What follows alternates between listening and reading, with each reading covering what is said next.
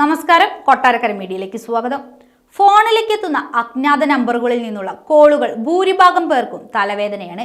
വിളിക്കുന്ന ആളെ എളുപ്പം തിരിച്ചറിയാനായി അതുകൊണ്ട് തന്നെ ഫോണിൽ പലപ്പോഴും ട്രൂ കോൾ ആപ്പ് പലരും ഇൻസ്റ്റാൾ ചെയ്യാറുണ്ട്.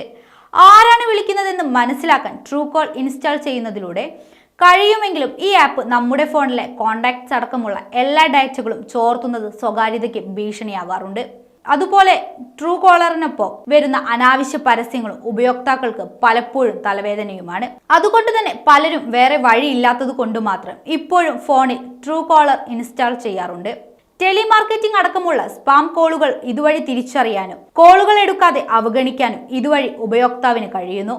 എന്നാൽ ടെലികോം റെഗുലേറ്ററി അതോറിറ്റി ഓഫ് ഇന്ത്യയുടെ പുതിയ നിർദ്ദേശം നടപ്പിലായാൽ ഉപയോക്താക്കൾക്ക് അവരുടെ ഫോണിലെ ട്രൂ കോളർ ഇനി അൺഇൻസ്റ്റാൾ ചെയ്യാം. കാരണം വിളിക്കുന്ന ആളെ തിരിച്ചറിയാനുള്ള കോളർ ഐഡന്റിഫിക്കേഷൻ നടപ്പാക്കണമെന്ന് എല്ലാ ടെലികോം സേവനദാതാക്കളോടും ട്രായ് നിർദ്ദേശിച്ചു കഴിഞ്ഞു. നിർദ്ദേശം സമർപ്പിച്ച് 2 വർഷത്തിനു ശേഷമാണ് ഒടുവിൽ ട്രായ് ഇത് നിർബന്ധമാക്കാൻ ഒരുങ്ങുന്നത്. നിർദ്ദേശം നടപ്പിലാക്കിയാൽ സിം എടുക്കുന്ന സമയത്ത് ഉപയോക്താവ് നൽകിയ തിരിച്ചറിയൽ രേഖയിലെ പേര് ഫോൺ വിളിക്കുമ്പോൾ കോള് സ്വീകരിക്കുന്ന ആളുടെ ഫോണിൽ തെളിയും.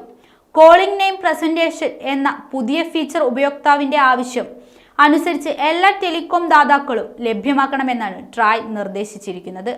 അതേസമയം ട്രായ് നിർദ്ദേശത്തോട് ടെലികോം സേവനദാതാക്കൾ ഇതുവരെ പ്രതികരിച്ചിട്ടില്ല. ട്രായ് നിർദ്ദേശം നടപ്പിലായാൽ ഏറ്റവും കൂടുതൽ തിരിച്ചടി ലഭിക്കുക ട്രൂ കോളറിനാകും.